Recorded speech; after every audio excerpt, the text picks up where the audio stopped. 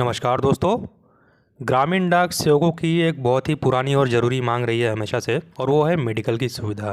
तो दोस्तों आज का जो वीडियो होगा वो मेडिकल से रिलेटेड होगा। जो ग्रामीण डाक सेवकों को मेडिकल सुविधा दी जानी चाहिए उसके बारे में क्या उसकी सच्चाई है, ऐसे डिपार्टमेंट ऑफ पोस्ट ने इसको लागू करने की बात कही है, क्या इसके फ़ायदे होंगे और कैसे इसको इम्प्लीमेंट किया जाएगा सारे ग्रामीण डाक सेवकों पर, और सारे ग्रामीण डाक सेवक के जो परिवार हैं, जो भी फैमिली मेम्बर डिपेंडेंट है ग्रामीण डाक सेवकों पर, जीडीएस कर्मचारी पर, कैसे उन तक लाभ पहुंचेगा।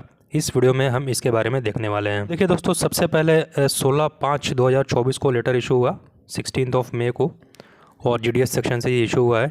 एक एक पॉइंट हम समझेंगे। जितने भी ग्रामीण डाक सेवक हैं वो इस वीडियो को ध्यान से देखेंगे, क्योंकि मेडिकल सुविधा जो उनको मिलनी है उसके क्या मायने हैं वो सब कुछ हम इस वीडियो में देखने वाले हैं। दोस्तों इस सारे जनरल सेक्रेटरी को भेजा गया है, आप देख सकते हैं। ऑल इंडिया ग्रामीण डाक सेवक union, all India postal employees union, भारतीय ग्रामीण डाक सेवक कर्मचारी संघ और नेशनल यूनियन ऑफ ग्रामीण डाक सेवक्स। सब्जेक्ट में आते हैं दोस्तों, एक्सटेंशन ऑफ फैसिलिटीज़ ऑफ प्रधानमंत्री जन आरोग्य योजना टू ग्रामीण डाक sevaks and dependent family members. वही बता रहा था मैं आपसे, जो ग्रामीण डाक सेवक हैं और जो फैमिली मेम्बर उन पर आश्रित है उनको ये सुविधा मिलनी है, जो मेडिकल की सुविधा है, प्रधानमंत्री जन आरोग्य योजना। हालांकि जीडीएस की जो डिमांड्स थी वो सीजीएचएस के अंडर में थी। खैर ये अलग मुद्दा है, जो हुआ है उसके बारे में हम देखते हैं। देखिए दोस्तों, सेकंड पॉइंट में लिखा है, there has been demand from GDS union representatives to consider providing medical facilities to the GDS and their family members. The department also felt that necessity of medical facilities to GDS and explored different options in the past, including medical facilities under the employee state insurance or any other insurance service providers. तो ESIC से समझौता करने की कोशिश हुई थी इसके पहले, लेकिन ग्रामीण डाक सेवक यूनियन ने उसको नहीं माना, क्योंकि यूनियन को CGHS सुविधा चाहिए था, तो उसने इसको रिजेक्ट कर दिया था। तीसरे में देखिए दोस्तों, the department therefore took the matter with national health authority for including the GDS and the dependent family members in the flagship scheme of प्रधानमंत्री जन आरोग्य योजना। आयुष्मान भारत स्कीम आपको पता है दोस्तों, इसी के तहत ग्रामीण डाक सेवक और उनके जो आश्रित परिवार के सदस्य हैं उनको लाने की बात कही जा रही है। तो इसके तहत उनका इलाज होगा किसी भी हॉस्पिटल में। जो हॉस्पिटल आयुष्मान भारत के तहत पंजीकृत होगा उसी हॉस्पिटल में जीडीएस और उनके फैमिली मेम्बर का ट्रीटमेंट हो सकेगा। इसके बारे में और भी चर्चा करेंगे, नीचे पॉइंट वाइज दिया गया है कि इसके बारे में क्या क्या स्कीम्स है, कैसे होगा। डिपार्टमेंट ने इसको लेकर नेशनल हेल्थ अथॉरिटी से डिस्कस किया था। डिस्कशन करने के बाद क्या कुछ निर्णय निकला वो सब इस फोर्थ पॉइंट के सब क्लॉज में हम देखेंगे। Now after several rounds of discussion the NHA and department have in principle agreed on an understanding and MOU has been drafted. The silent features of the scheme are as under. क्या features है इसके देखेंगे। MOU draft किया गया है और इसके क्या साइलेंट फीचर्स है इसको हम देख लेते हैं। नंबर फर्स्ट में देखिए, the scheme is a family floater medical facility scheme with a upper limit of ₹5 lakh पर फैमिली एनरोल्ड एट प्रेजेंट। पर फैमिली 5 लाख रुपीज़ का प्रावधान है इसमें, ध्यान रखिएगा। पर फैमिली है, पर फैमिली मेंबर नहीं है। पर फैमिली 5 लाख। आगे देखते हैं दोस्तों, which means that GDS and the dependent family members would be entitled to a treatment of overall limit of ₹5 lakh per year. एक साल में 5 लाख पर फैमिली को मिलता है। If the NHA revises the limit in future the same would also be applicable to the GDS enrolled as well. तो भविष्य में अगर नेशनल हेल्थ अथॉरिटी अगर इसको रिवाइज करती है 5 लाख को, तो वही ग्रामीण डाक सेवकों पर भी लागू हो जाएगा। अब दूसरे पॉइंट में देखते हैं दोस्तों, the scheme facilitates cashless health care services to its beneficiaries in any of the public sector hospitals and private network hospital empanelled under the central government health scheme and Pradhan Mantri Jan Arogya Yojana.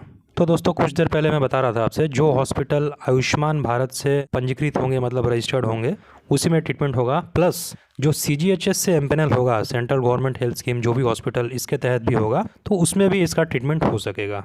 ये एक अच्छी न्यूज़ है। CGHS के under में भी जो hospital आएंगे उस हॉस्पिटल में भी ग्रामीण डाक सेवकों का और उसके परिवारों का, जो भी उन पर आश्रित है, उनका इलाज हो सकेगा। फिर उसके बाद देखिए दोस्तों, this scheme offers a wide range of medical and surgical packages such as neuro surgery, cardiology. ये सब बीमारी जो डिफ्रेंशिएट किया गया है, कौन सी बीमारी का इलाज हो सकेगा, तो वो सब दिया गया है। This scheme also covers the treatment cost of oncology with chemotherapy for 50 different types of cancer. The scheme also covers pre-hospitalization and post-hospitalization expenses up to 15 days, medicines, medical consumables, diagnostic procedures, medical implantation, food services during hospitalisation et cetera. Hospital में जो services मिलेंगी उसके बारे में दिया गया है। तीसरा पॉइंट देखिए दोस्तों, this scheme is propose to be run on self support and self sustaining basis and would be mandatory for all the GDS। तो ऐसा नहीं है कि ग्रामीण डाक सेवक इसके लिए ऑप्ट करना चाहें तभी कर पाएंगे, ये एकदम ज़रूरी होगा, मैंडेटरी होगा सारे ग्रामीण डाक सेवकों के लिए इस सुविधा को अवेल करना। The contribution to the scheme would be between ₹250 to 300 per month to be deducted from TRCA of the GDS। जो ग्रामीण डाक सेवकों को सैलरी दी जाती है टाइम रिलेटेड कंटिन्यूटी अलाउंस, उसमें से 250 से 300 के बीच में उनका मंथली डिडक्शन होगा पर मंथ। उसके बाद दोस्तों the scheme would however be reviewed periodically to see its self-sustainability and the contribution to the same may be revised in future if considered necessary। तो 250-300 जो है ये बाद में रिवाइज हो भी सकता है, नहीं भी हो सकता है, या फिर आगे इसको चेंज भी किया जा सकता है। फोर्थ पॉइंट में this scheme is presently not in operations in 3 UT states, that is Delhi, Orissa and West Bengal. तो 3 राज्य में ये नहीं है।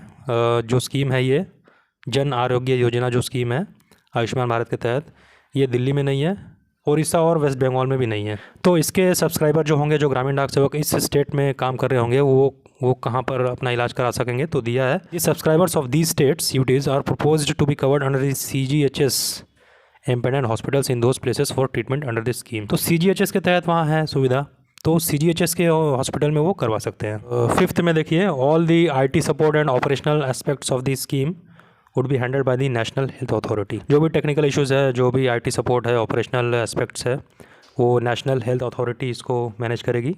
अब दोस्तों इस स्कीम का लाभ लेने के लिए क्या करना होगा, तो वो तीसरे पॉइंट में दिया है।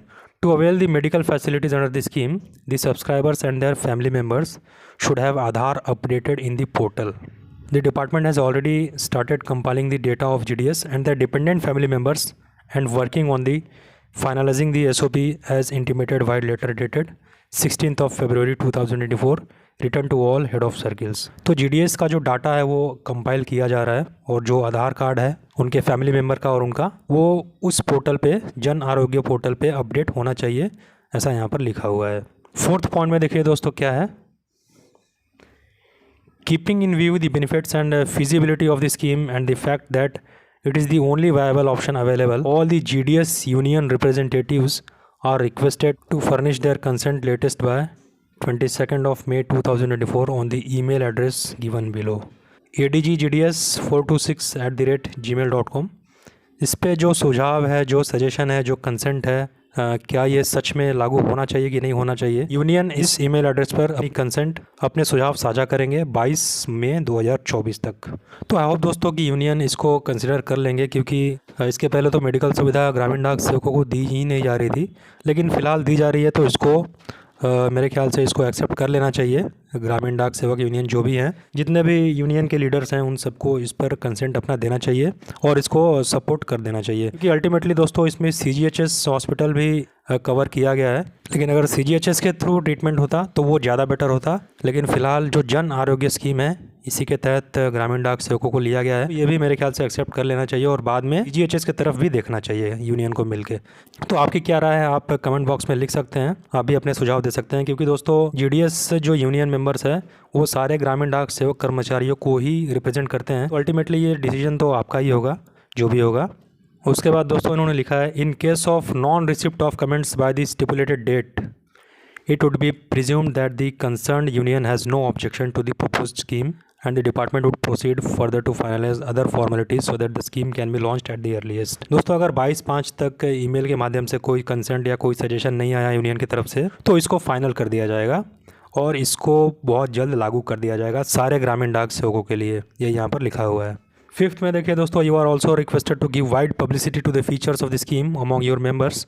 They may also be advised to go through the detailed features of the scheme from website of National Health Authority। National health authority की वेबसाइट पर जाकर आपको इसके पूरी डिटेल को देखना है। तो आज के वीडियो से आपको जन आरोग्य स्कीम जो ग्रामीण डाक सेवकों के लिए है, सारा कॉन्सेप्ट क्लियर हो गया होगा कि क्या है, कैसे है, क्या करना है। आगे जो भी इसके बारे में अपडेट आएगा वो मैं आपको वीडियो के माध्यम से बताऊँगा। आज के वीडियो में इतना ही, मिलेंगे नए अपडेट के साथ।